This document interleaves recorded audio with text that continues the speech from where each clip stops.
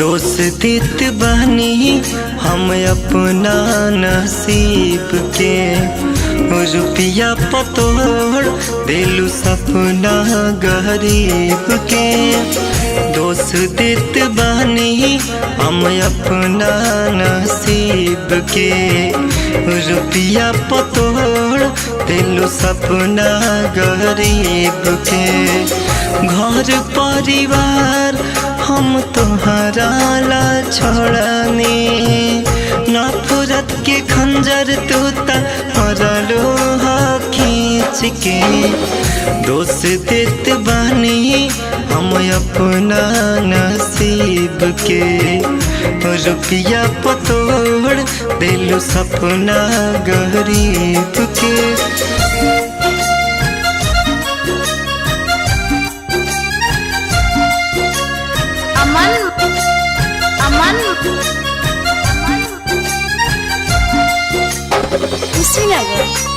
कुशीनगर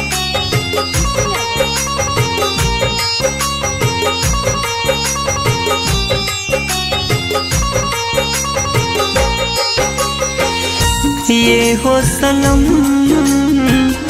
दिहलो जखम, भैनी बदनाम सोना तहरा लहम।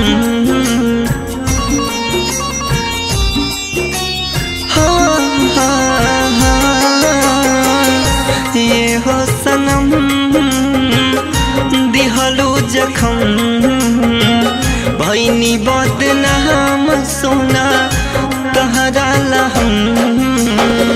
प्यार हमार नाप दिलु नफरत जरीब से, रुपया पतोड़ दिलु सपना गरीब के।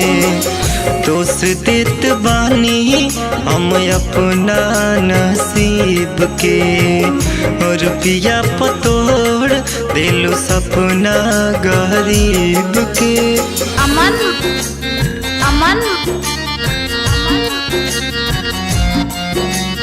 कुशीनगर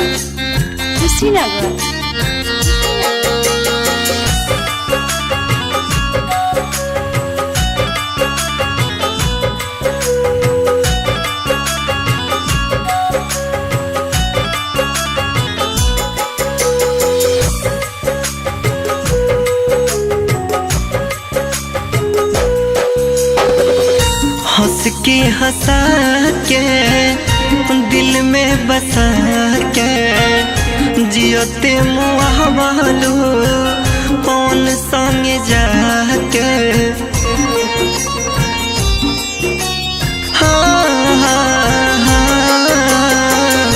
हंस के हंसा के दिल में बसा के, जियते मुआवलो कौन संग जाके। कैलू बर्बाद तू तया जय कार्तिक के, रुपया पतोड़ दिलु सपना गरीब के।